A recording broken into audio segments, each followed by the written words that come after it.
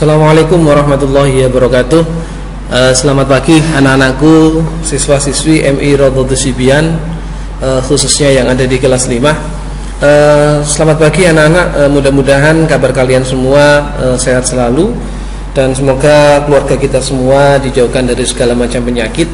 Hari ini anak-anak kita akan belajar akidah di pelajaran yang kedua. Tapi sebelumnya mari kita awali dulu dengan berdoa. Mudah-mudahan apa yang akan kita pelajari dapat menjadikan ilmu yang bermanfaat untuk kita semuanya. Al-Fatihah. A'udzubillahi minasyaitonir rajim. Bismillah.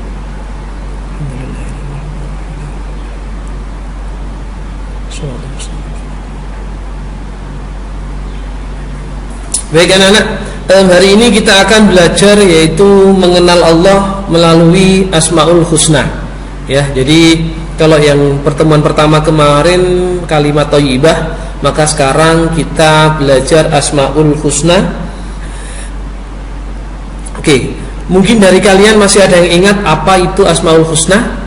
Ya, mungkin di kelas 4 dulu kalian pernah belajar Asmaul Husna, ya. Jadi Asmaul Husna adalah nama-nama Allah yang baik, ya. Nama-nama Allah yang baik yang jumlahnya ada 99. Tapi hari ini yang akan kita pelajari tidak mungkin kesemuanya. Tidak mungkin hari ini kita belajar sebanyak 99 nama itu. Tapi yang akan kita pelajari hari ini dua, yaitu Al-Qawi dan Al-Qayyum, ya. Jadi hari ini kita cukup belajar dua, yaitu Al-Qawi dan Al-Qayyum.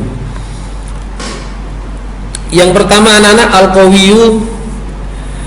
Al-Qawiyyu, Allah memiliki sifat Al-Qawiyyu yang artinya maha kuat lagi maha perkasa. Kekuatan Allah subhanahu wa ta'ala tidak ada batasnya, dan tidak ada satupun yang mampu menyamai kekuatannya.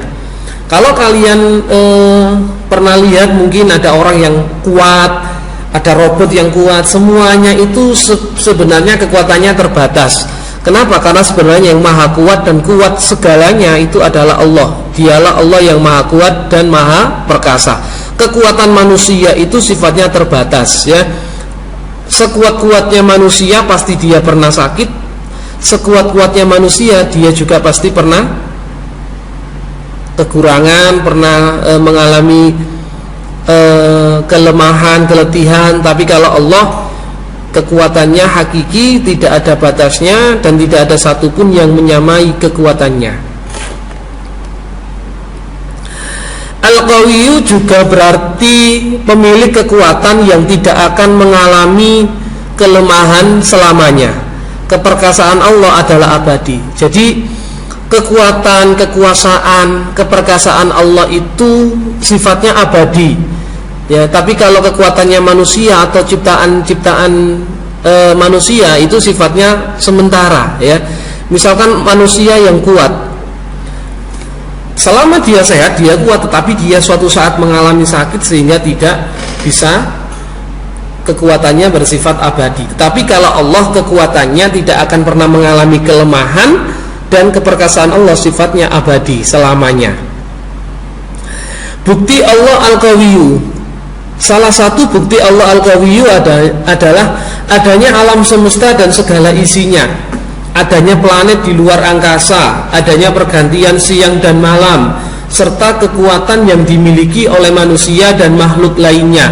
Itu salah satu atau beberapa bukti bahwa Allah Al-Qawiyyu. Sebenarnya masih banyak lagi bukti-bukti Allah, tapi di sini saya tuliskan beberapa saja yang menunjukkan bukti bahwa Allah itu Al-Qawiyyu, yang maha kuat lagi maha perkasa. Allah menciptakan alam semesta ini tidak minta bantuan siapapun dan tanpa perintah siapapun, semua atas kehendaknya sendiri. Itulah Allah Al-Qawiyyu yang maha kuat lagi maha perkasa.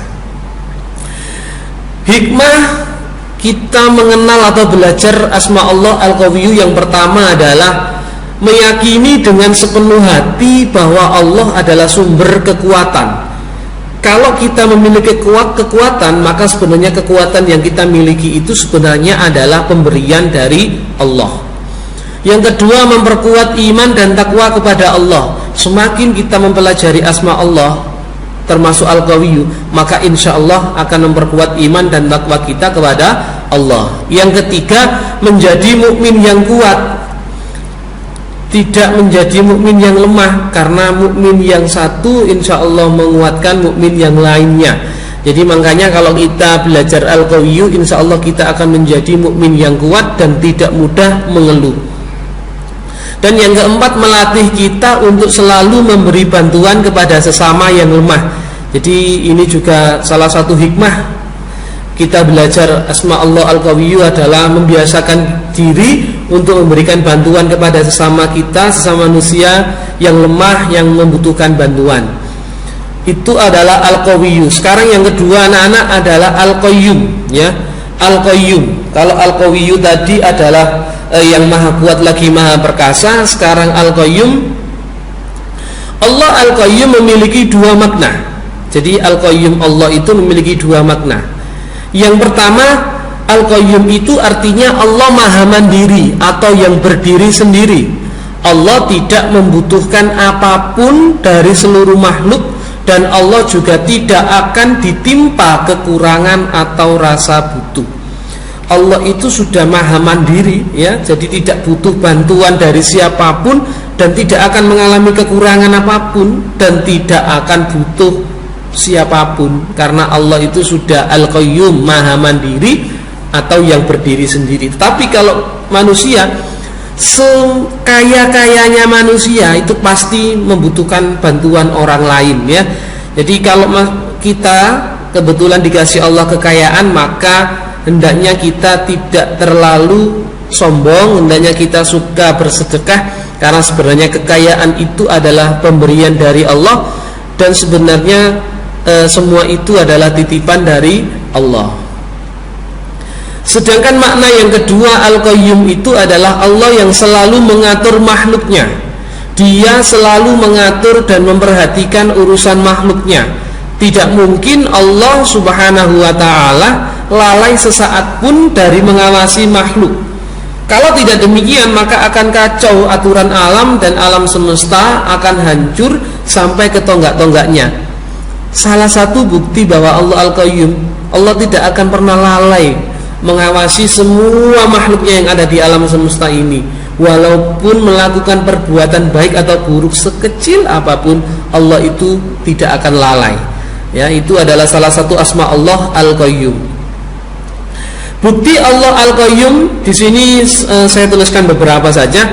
Allah menciptakan semua apa yang ada di bumi dan apa yang ada di langit secara mandiri dan tanpa bantuan siapapun. Allah menciptakan bumi dan langit serta benda angkasa lainnya itu tanpa bantuan siapapun. Dalam melakukan sesuatu atau jika berkehendak terhadap sesuatu, maka Allah tinggal mengucapkan kun fayakun, maka jadilah. Itulah salah satu bukti Allah Al-Qayyum. Ketika Allah berkehendak jadilah, maka insya Allah maka terjadi. Itu menunjukkan bukti bahwa Allah itu Al-Qayyum. Adapun cara meneladani sifat Allah Al-Qayyum adalah kita sebagai manusia harus tegar dan tidak mudah menyerah ketika menghadapi berbagai kesulitan. Tidak lekang karena panas, tidak lapuk karena hujan.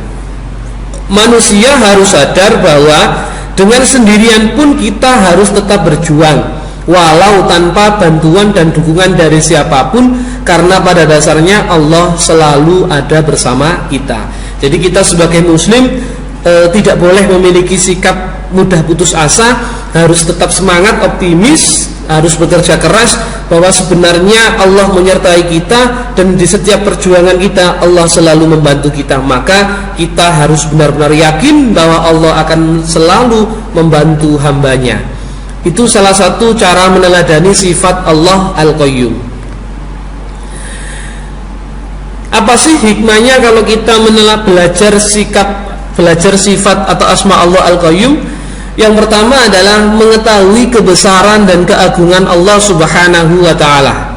Yang kedua, memperkuat iman dan takwa kepada Allah. Yang ketiga, menjadikan seorang mukmin yang kuat, yang tidak bergantung pada orang lain. Jadi kita sebagai seorang mukmin harus yakin, harus kuat, harus optimis, dan tidak selalu menggantungkan pada orang lain.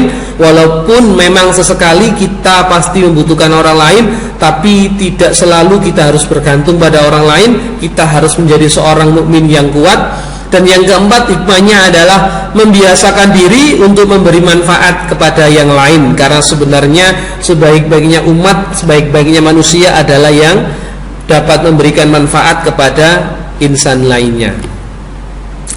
Baik anak-anak, ini ada soal latihan. Tapi sebelum kalian mengerjakan soal ini, perlu saya ingatkan bahwa hari ini kita belajar Asmaul Husna. Asmaul Husna itu adalah nama-nama Allah yang baik, yang jumlahnya ada 99. Tetapi hari ini kita cukup belajar dua dulu, yaitu Al-Qawiyyu dan Al-Qayyum. Al-Qawiyyu artinya yang maha kuat dan yang lagi maha perkasa. Sedangkan Al-Qayyum tadi memiliki dua makna, ya, kalian bisa mempelajari. Nah, ini ada soal latihan yang harus kalian kerjakan di buku tulis. Yang pertama, apa bukti bahwa Allah bersifat Al-Qawi? Dan yang kedua, apa bukti Allah bersifat Al-Qayyum? Yang ketiga, bagaimana mencontoh sifat Allah Al-Qawiyyu dalam kehidupan sehari-hari? Yang keempat, apa contoh sikap yang mencerminkan sifat Allah Al-Qayyum? Yang kelima, bagaimana cara mengimani bahwa Allah bersifat Al-Qawi dan Al-Qayyum? Oke anak-anak, 5 soal ini silakan dikerjakan di buku tulis, dan nanti bisa dikirimkan fotonya ke WA saya sebagai bukti dan sebagai laporan saya. Silakan dikerjakan dengan baik. Mungkin bisa dibaca di buku paketnya. Hari ini kita belajarnya cukup sampai di sini anak-anak. Selamat belajar, tetap semangat. Mudah-mudahan kita semua senantiasa diberikan kesehatan oleh Allah, dan kalian semua dijadikan murid yang bermanfaat, dan semoga kita menjadi anak yang soleh solihah. Amin amin ya rabbal alamin. Demikian yang dapat saya sampaikan. Mudah-mudahan sedikit yang saya sampaikan ini dapat memberikan manfaat, dapat memberikan tambahan wawasan, khususnya kepada diri saya sendiri, dan mudah-mudahan ilmunya menjadi ilmu yang bermanfaat. Demikian saya akhiri. Wassalamualaikum warahmatullahi wabarakatuh.